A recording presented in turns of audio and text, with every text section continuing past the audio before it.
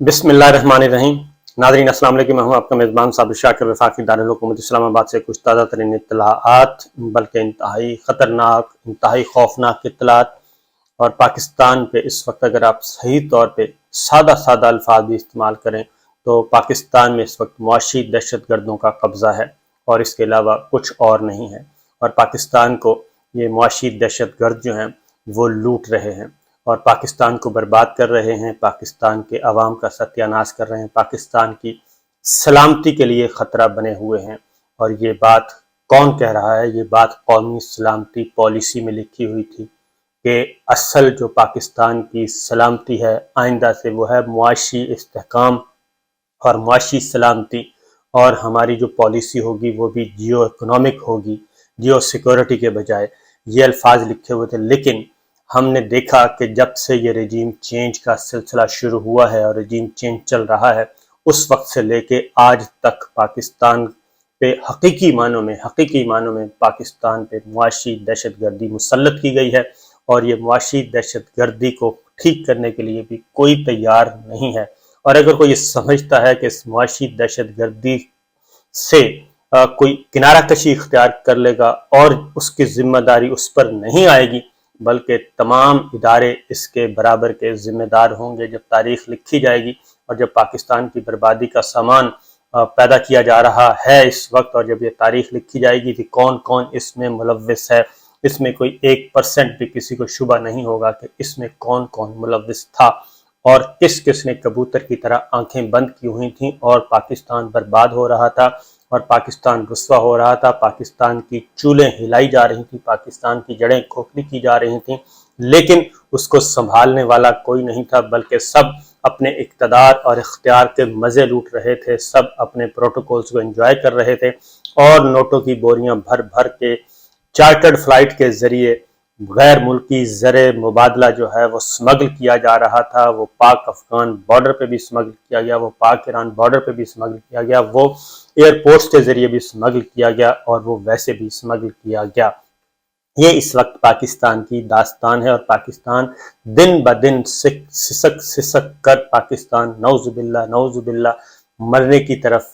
जा रहा है और उसको संभाला देने वाला कोई भी नहीं है, क्योंकि इस वक्त जिनके पास इक़्तिदार है, जिनके पास इख्तियार है, उनका सिर्फ एक ही काम है कि पाकिस्तान के अवाम ने जो फैसला कबूल नहीं किया और पाकिस्तान के अवाम ने 9 और 10 अप्रैल की जो दरमियानी शब जो खेल खेला गया तो उसको मुस्तरद किया, तो उसको कैसे कंट्रोल किया जाए। और उन लोगों को जो इस आवाज़ को उठा रहे हैं और जो मज़ाहमत कर रहे हैं, जो सही रास्ता दिखाने की कोशिश कर रहे हैं, जो आईने पाकिस्तान के तहत अपना हक मांग रहे हैं, जो अदालतों की तरफ देख रहे हैं, जो पुरअमन जद्दोजहद कर रहे हैं, जो पुरअमन जद्दोजहद के जरिए अपने शहरी हकूक मांग रहे हैं, बुनियादी हकूक मांग रहे हैं, और आइन के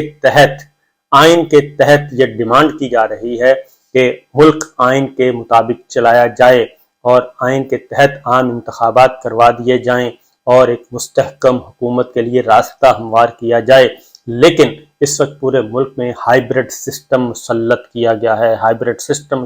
गया है और उसको कोई भी छेड़ने के लिए तैयार नहीं है। आखिर ऐसी क्या गारंटीज हैं, आखिर क्या ऐसी जमानतें हैं, आखिर ऐसी क्या कमजोरियां हैं जो इन मुआशी दहशत गर्दों के हाथ में हैं, और उन कमजोरियों की बुनियाद पे और उन खामियों की वजह से और क्यों ये ब्लैकमेल हो रहे हैं इस एक ऐसे टोले से जिन्होंने पाकिस्तान में अब तक एक दिन भी ऐसा नहीं आया कि पाकिस्तान की जो हालत ज़ार है वो बेहतर हुई हो। क्योंकि कल एक रात में, सिर्फ मैंने कहा था कि कल एक रात में पाकिस्तान में तबाही आई और पाकिस्तान का कर्जा 2500 अरब रुपया बढ़ गया था। और अब जो दूसरी रात तबाही आई है, जो आज की तबाही है, उसको मिला के ये कर्जा 4000 अरब रुपए तक पहुंच गया है और पाकिस्तान के ज़र मुबादला के ज़खायर 4 अरब डॉलर से कम होकर 3 अरब डॉलर 3 अरब और 60 करोड़ डॉलर बाकी बच गए हैं। स्टेट बैंक के ज़खायर हैं ये। और इस वक्त सिर्फ और सिर्फ कोई एक इदारा भी ऐसा नहीं जो आइन के तहत अपना काम करने के लिए तैयार हो, और हर इदारा जो है वो सिर्फ एक पॉइंट एजेंडे पे लगा हुआ है اور اس 1 پوائنٹ ایجنڈے کا ٹارگٹ یہ ہے کہ کسی بھی طریقے سے پاکستان کے عوام کی آواز کو دبا دیا جائے اور پاکستان کے عوام کو کل کر دیا جائے، پاکستان کے میڈیا کا گلا گھونٹ دیا جائے، اور ہر آواز جو مزاحمت کی آواز ہے، جو صرف آئینی حقوق، جو مزاحمت،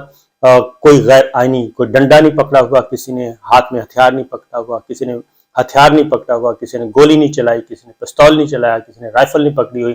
وہ سب کے سب صرف یہ ڈیمانڈ کر رہے ہیں کہ پاکستان میں عام انتخابات کروا دیے جائیں۔ لیکن اس وقت جتنے بھی اجلاس ہو رہے ہیں وہ صرف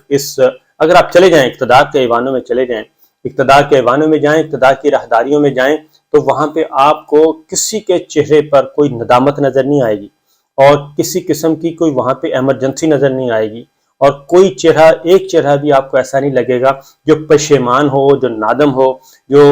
فکر ہو جس کو اس ملک کے 22-24 کروڑ عوام کی، کسی ایک چہرہ بھی آپ کو اقتدار کے ایوانوں میں، اقتدار کی راہداریوں میں، بڑے بڑے محلات میں کوئی ایک چہرہ بھی نظر نہیں آئے گا جو متفکر نظر آئے۔ صرف ایک چیز کوشش کی جا رہی ہے کہ کسی بھی طریقے سے ہم نے یہ جو رجیم چینج میں جو کچھ ہوا ہے اس پہ مٹی کیسے ڈالنی ہے، اور اس کو بے نقاب کرنے والوں کو کیفر کردار تک کیسے پہنچانا ہے۔ صرف ایک کام ہو رہا ہے، اس کے علاوہ کوئی کام نہیں ہو رہا۔ اور ڈالر جو ہے، کل جو ڈالر تھا وہ 250 روپے پہ، 255 روپے پہ بند ہوا انٹر بینک ڈالر، اور یکدم ایک دن 30 روپے بڑھ گیا تھا، اور آج جو ڈالر ہے وہ پہنچ گیا ہے 262 روپے تک۔ اور آپ اندازہ کیجئے یہ سارا کام کس شخص نے کیا ہے؟ یہ سارا کام اس شخص نے کیا ہے جو مطلوب تھا، جو مفرور تھا، جو عدالتوں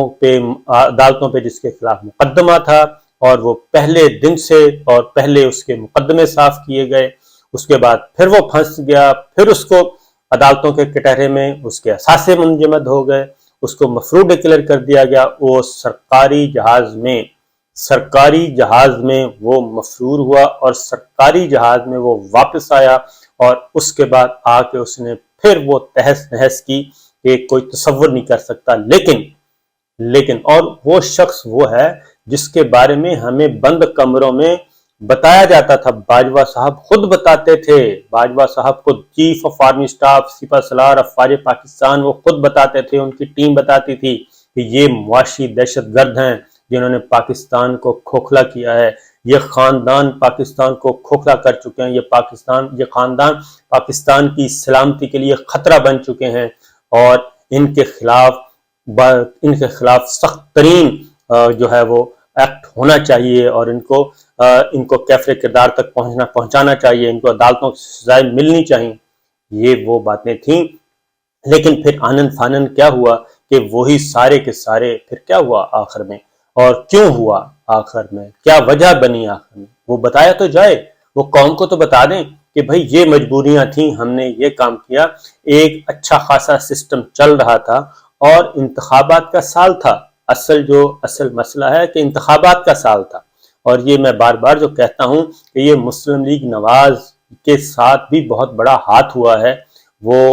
پیچھے مڑ کے ذرا دیکھیں کہ ان کے ساتھ ہوا کیا ہے، وہ بھی ہنی ٹریپ میں آئے ہیں، اور ادھر سے باجوہ صاحب وہ اپنا کھیل کھیل رہے تھے، یہ اپنا کھیل کھیل رہے تھے، اور کھیل کھیلتے کھیلتے اس کے بعد پھر زرداری صاحب جو کہ ماسٹر مائنڈ ہے ساری چیزوں کے، وہ کہتے ہیں کہ پالیٹکس میں ان سے بڑا کوئی بابا کوئی نہیں ہے، بابا آدم ہے پاکستان کی سیاست کے، وہ جو چاہیں کر سکتے ہیں، ان کے پاس جادو کی چھڑیا ہے۔ تو وہ جادو کی چھڑیا نے ایسا کام کیا کہ ایک ہنستا بستا پاکستان جو ہے وہ اجاڑ کے رکھ دیا۔ ایک سال بعد انتخابات ہونے ہی ہونے تھے، اس سال انتخابات ہونے ہی ہونے تھے،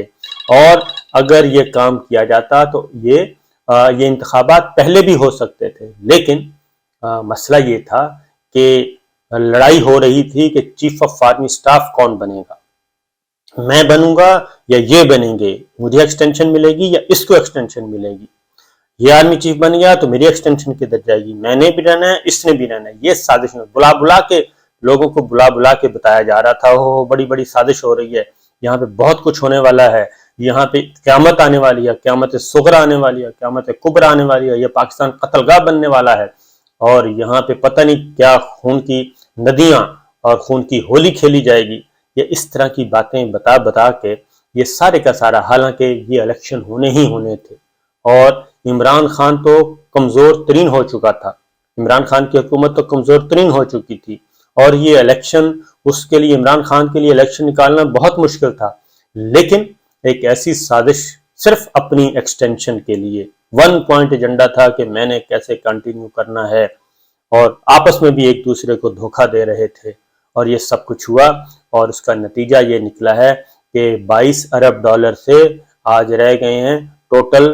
دونوں ملا کے، کمرشل اور اسٹیٹ میں ملا کے 22 ارب ڈالر سے آج رہ گئے ہیں کوئی 5-7 ارب ڈالر، اس سے زیادہ کا کچھ نہیں ہے، اور اس کے بعد کوئی ملک جو ہے آپ کو منہ لگانے کے لیے تیار نہیں ہے، کہ نہ کوئی دوست ملک، نہ کوئی بڑا ملک، اور جن کو کیا کیا کہا جاتا رہا، یہ سازشوں کے تانے بانے بنے گئے،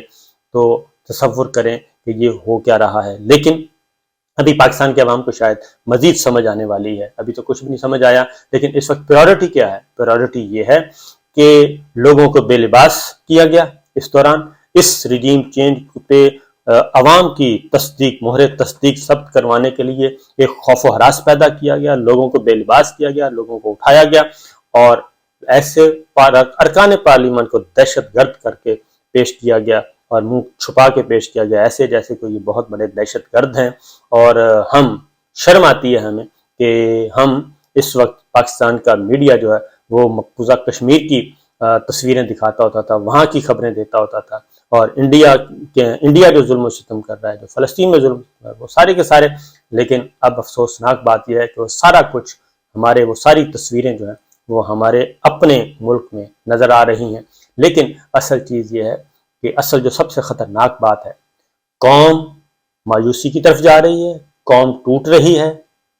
اور وہ غیر یقینی کی صورتحال ہے کہ کل کیا ہوگا، نہ غریب آدمی مطمئن ہے، نہ مڈل کلاس کا، نہ اپر مڈل کلاس کا، نہ لوور مڈل کلاس کا، نہ ہی مالدار آدمی۔ مالدار آدمی تو اپنا سارا سرمایہ باہر لے کے جا رہا ہے، 8 لاکھ پاکستانی جو ہیں وہ باہر چلے گئے ہیں، لیکن ندامت نام کی کوئی چیز نہیں۔ اس وقت بھی کہ بند کمرے میں اجلاس ہو رہے ہیں، وہ یہ ہے کہ کس طریقے سے انتخابات کو ڈیلے کروایا جائے، پنجاب کی نگراں حکومت کو لمبا کیا جائے، خیبر پختونخوا کی حکومت کو لمبا کیا جائے، نگراں حکومت کو، اور قومی اسمبلی عام انتخابات کو آگے سے آگے بڑھایا جائے۔ الیکشن کمیشن آف پاکستان جو ہے وہ اس جرم میں سب سے بڑا مجرم ہوگا، اگر انویسٹیگیشن ہوئی، اگر تحقیقات ہوئیں، سپریم کورٹ میں یہ کیس اوپن ٹرائل ہوا، فل کورٹ اگر اس کو سنے، یہ ساری سچویشن کو، یہ ہوا کیا ہے، تو الیکشن کمیشن آف پاکستان جو اس کے سربراہ چیف الیکشن کمشنر ہیں، وہ سب سے بڑے سہولت کار اس میں نظر آئیں گے۔ اس کی وجہ یہ ہے کہ الیکشن اناؤنس ہو چکے تھے، سب کچھ ہو چکا تھا، اور سب سے بڑا ٹول جو بنا اس وقت الیکشن کمیشن بنا تھا، اور اس نے یہ جا کے کہا تھا، جبکہ اس وقت انتقال اقتدار ہو چکا ہوتا، اور اسی جماعت، یہی حکومت جو ہے وہ 100% مجھے یقین ہے کہ انتخابات ہوتے تو P D M Imran Khan صاحب کو سادہ اکثریت نہیں ملنی تھی، اور عمران خان صاحب کی حالت کافی خراب تھی اس وقت پاکستان تحریک انصاف کی، لیکن کیونکہ کنٹینیو کرنا تھا خود، وہ عمران خان بھی، پاکستان تحریک انصاف کو بھی برباد کیا، تمام سیاسی پلیئرز برباد ہو چکے ہیں لالچ کے